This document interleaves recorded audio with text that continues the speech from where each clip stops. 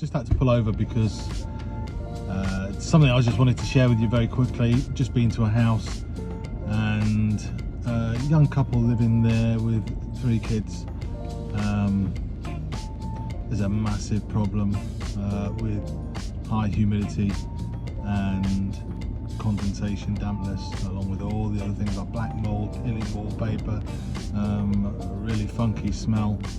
And so I very quickly detected that as walked through the door. You could cut the air with a knife.